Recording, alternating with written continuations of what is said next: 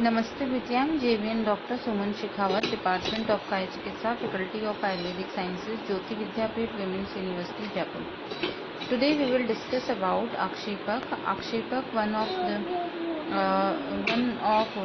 Vat Vyadhi. Now we will discuss about the treatment and the cause, sign and symptoms of Akshepak. सिद्धांत के क्रम में पहले हमें यह जान लेना ज़रूरी है कि अष्टमहारोग कितने होते हैं। तो अष्टमहारोग जो हैं कुछ बताए हैं, जैसे आचार्य वाग्भट ने कहा कि वात व्याधि, अश्मरी, कुष्ठ रोग, मेह, प्रमेह जो है, मधुमेह जिसको कहा जाता है डायबिटीज़ आज के परिप्रेक्ष्य में, उदर रोग, भगंदर, अर्श और ग्रहणी, इन 8 को अष्टमहारोग कहा है। तो इसके लिए कहा है वात व्याधि के लिए कि वातेन जनितो व्याधि इति वात व्याधि, अर्थात वात से जिस व्याधि की उत्पत्ति होती है वह वात व्याधि है। इस निरुक्ति से ज्वर आदि जो है रोग आ जाएंगे, इसलिए यह निरुक्ति पूर्णतः ठीक नहीं है। अब इसी में कहा गया है कि वात एवं व्याधि इति वात व्याधि, वात ही व्याधि है, यह मान्य नहीं है। विकृत वात जनितो असाधारणो व्याधिर्वात व्याधि, यानी विकृत वात से उत्पन्न असाधारण व्याधि वात व्याधि है, यह पूर्णतः सही है। जो रोग केवल वायु दोष के विकृत होने से उत्पन्न होते हैं उसे वात व्याधि कहते हैं।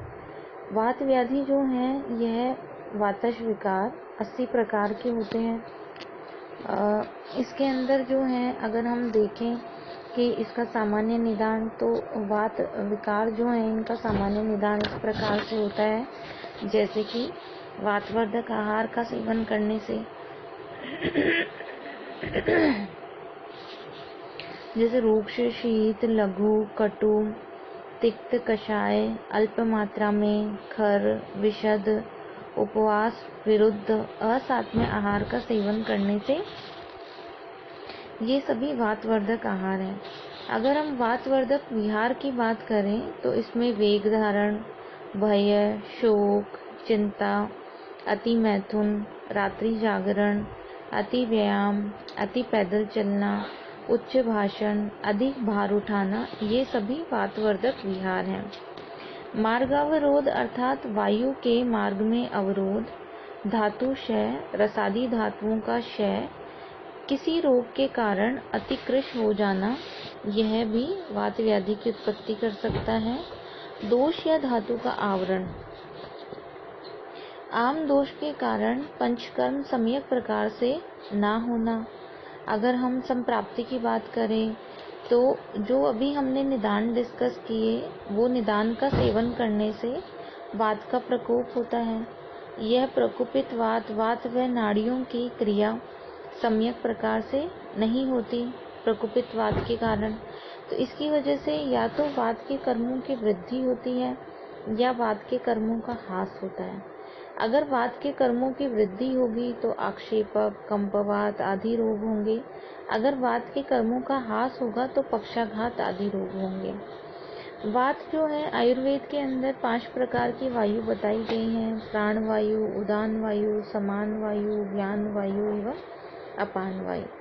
अगर हम प्राण वायु की बात करें तो प्राण वायु का स्थान होता है सिर। इसके अतिरिक्त हृदय, फुफ्फुस, कंठ आदि भी इसके स्थान हैं। इसकी विकृति में फुफ्फुस व हृदय के रोग होते हैं।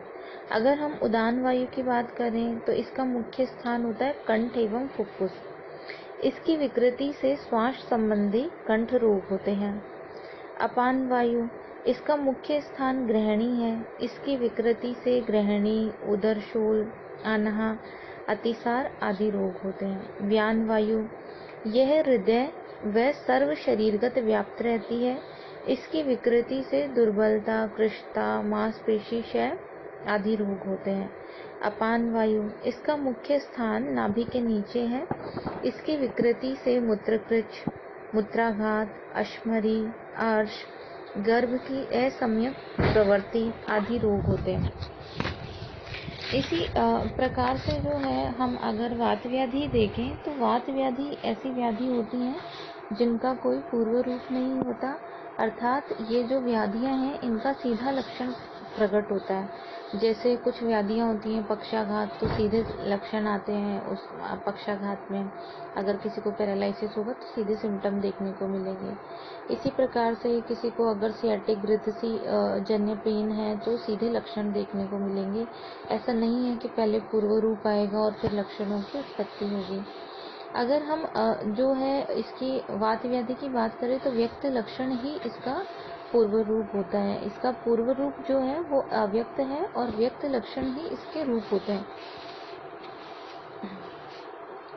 वात व्याधियों की अगर सामान्य लक्षण की बात करें तो संधियों में जकड़ाहट होना, अस्थि भग्न होना, संधि विच्युति, अपने स्थान से संधियों का हट जाना, अंगों का शोष हो जाना, लंगड़ापन, पंगुता, कुबड़ निकल आना, अनिद्रा होना, शुक्र का नाश होना, गर्भ का नाश होना, रज का क्षय होना, अंगों में सूनापन आना, अंगों में फड़कन होना, सिर में जकड़ाहट होना, गर्दन का टेढ़ा हो जाना या अंगों में सुई चुभने के समान वेदना का हो जाना। इस प्रकार से इसके लक्षण बताए गए हैं। अगर हम वात व्याधि के आवरण देखें कि किस प्रकार के जो है आवरण जन्य इसके अंदर दोषों की दृष्टि होती है, तो आवरण के कारण वात के जो है दोष धातु और मल के 22 आवरण बताए गए हैं और वात के परस्पर आवरण भी 20 बताए हैं, यानी वात का ही वात के द्वारा आवरण।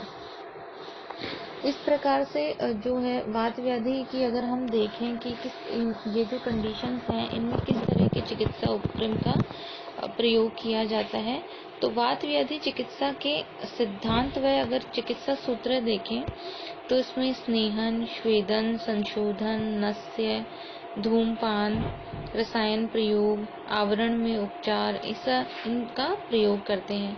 जैसे वात व्याधि में अगर हम स्नेहन की बात करें तो स्तब्धता रहित वात विकार में घृत, तेल, वसा, मज्जा के बाह्य एवं अभ्यंतर प्रयोग से स्नेहन कराना चाहिए। स्नेहन में स्तब्धता रहित वात विकार में घृत, तेल, वसा और मज्जा के बाह्य व आभ्यंतर प्रयोग से स्नेहन कराना चाहिए। अगर हम स्वेदन की बात करें तो सम्यक स्नेहन के बाद स्वेदन कराना चाहिए। अगर हम स्वेदन के लाभ देखें तो जैसे अंग मृदु हो जाते हैं, दोष जो होते हैं वे शाखा से कोष्ठ में आने पर ही उन्हें आसानी से शरीर से बाहर निकाला जाता है। इसमें जो है स्नेहन स्वेदन के पश्चात विरेचन, आस्थापन, अनुवासन, बस्ती का प्रयोग करना चाहिए। बस्ती वात रोगों के लिए सर्वश्रेष्ठ उपचार है। वात का मुख्य स्थान पक्वाशय है और बस्ती द्रव्य जो है वहीं पर वात को नष्ट कर देते हैं। नस्य, धूमपान, रसायन प्रयोग, आवरण के अंदर उपचार, इस प्रकार से जो है वात व्याधि की चिकित्सा की जाती है। अभी ये वात व्याधि में ही हम गृद्धसी रोग के बारे में आज जानेंगे और भिन्न भिन्न प्रकार के जो है गृद्धसी, पक्षाघात, खंच पंगु, कोष्ठुक शीर्ष और बहुत सारे जो वात रोग हैं, रक्तगत वात, मांसगत वात, मेदोगत वात, विभिन्न वात व्याधियों के लक्षण जो है हम पढ़ेंगे। Now we will talk about आक्षेपक, अपतंत्रक, अपतानक एवं धनुस्तंभ। अगर हम आक्षेपक की बात करें तो विकृत हुआ वायु शरीर की सभी संधियों को बार बार प्रभावित करके पूरे शरीर में पुनः पुनः झटके उत्पन्न करता है। बार बार आक्षेप के कारण ही इसे आक्षेपक रोग कहते हैं। एवं अगर हम यह आक्षेपक रोग है और ये जो कंडीशन होती है इसमें स्नेहन, स्वेदन, नस्य, संतर्पण आहार का प्रयोग एवं बस्ती का प्रयोग कर सकते हैं।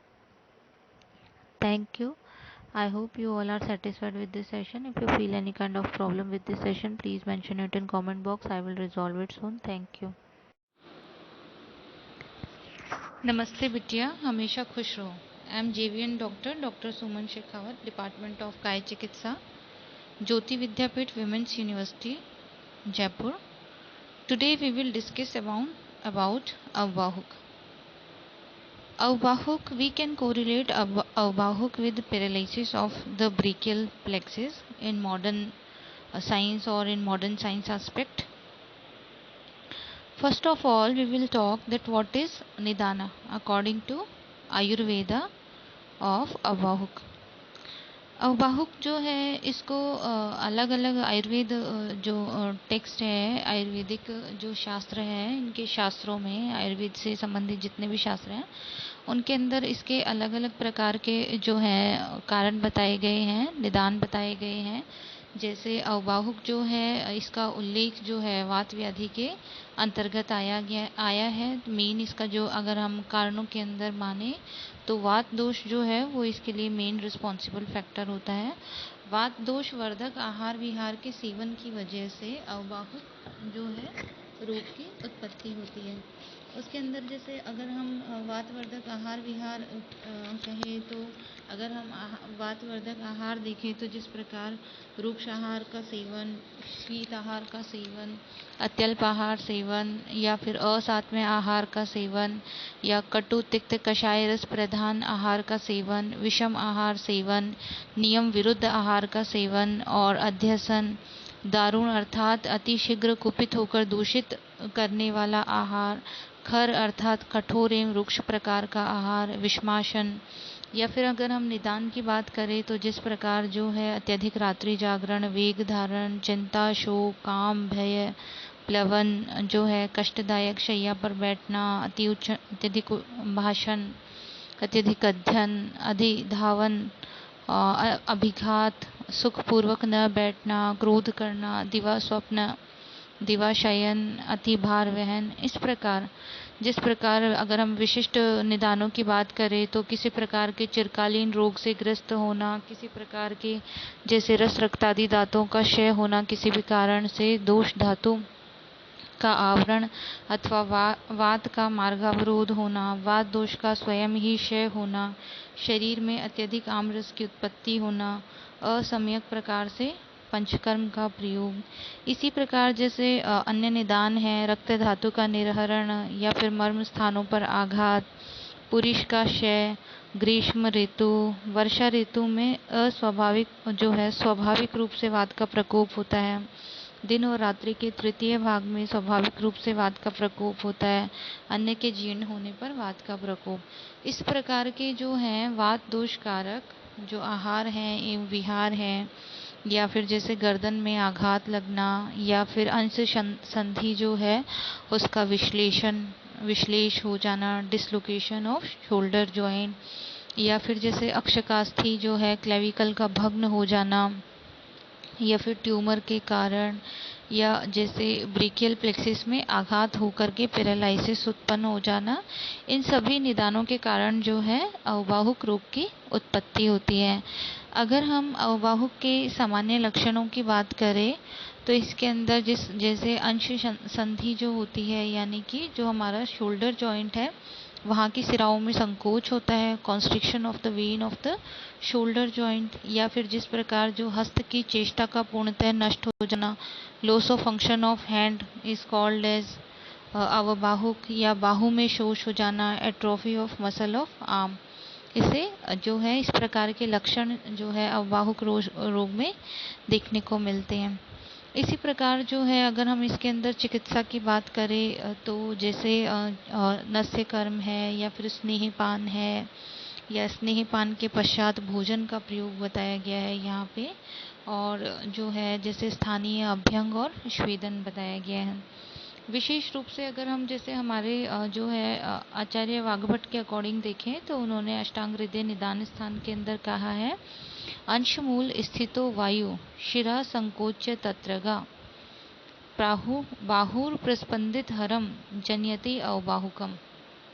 अर्थात अंशमूल स्थितो वायु, ये जो निदान है वातवर्धक आहार विहार, इनका सेवन करने की वजह से अंशमूल में जो स्थित वायु होती है वो वहाँ के शिराओं का संकोच कर देती है, जिसकी वजह से वहाँ की जो चेष्टा होती है बाहु प्रस्पंदित हरम जनयति अवबाहुकम, वहाँ की जो चेष्टा होती है उसका नाश हो जाता है। यह जो कंडीशन होती है इसको अवबाहुक कहते हैं।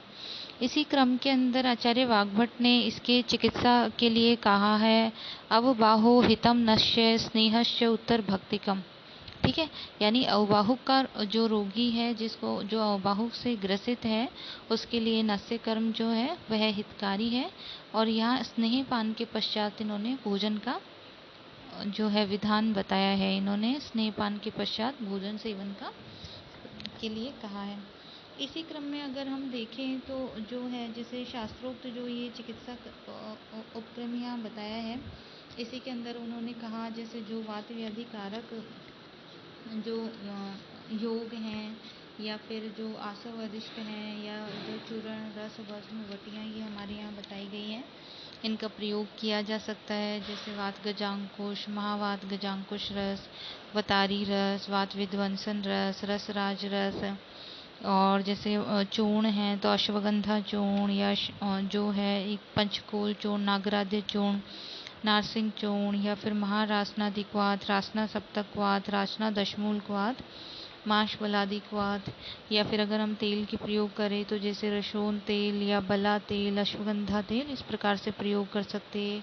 बाह्य प्रयोगार जैसे प्रसारणी तेल है का प्रयोग कर सकते हैं, या पेशेंट को जो है महानारायण तेल, नारायण तेल, विषगर्भ तेल, महाविषगर्भ तेल, इस प्रकार से जो है इसके अंदर चिकित्सा उपक्रम किए जाते हैं। इसी क्रम में अगर हम देखें तो अगर हम जैसे यहाँ पे घृत तेल की बात करें तो जैसे दशमूलाद्य घृत है, चित्रकाद्य घृत है, चतुस्नेह, और जो है गुग्गुल की बात करें तो जैसे योगराज गुग्गुल, महायोगराज गुग्गुल, सिंहनाथ गुग्गुल, लाक्षादि गुग्गुल, दशमूलारिष्ट, बलारिष्ट, अश्वगंधारिष्ट और च्यवनप्राश, इस प्रकार से जो है प्रयोग यहाँ पे किए जा सकते हैं। इस प्रकार से आयुर्वेदानुसार जो है अवाहुक का चिकित्सा किया जाता है। इसी प्रकार जो है पेशेंट को व्यायाम जो है एक्सरसाइज पेशेंट को करनी चाहिए स्पेसिफिक शोल्डर जॉइंट मूवमेंट के लिए, और पथ्य का पालन करना चाहिए। Thank you. I hope you all are satisfied with this session. This session is powered by Digital Version 2.0 Jyoti Vidyapeeth Women's University Jaipur. If you feel any kind of problem with this session, please mention it in comment box. I will resolve it soon. Thank you.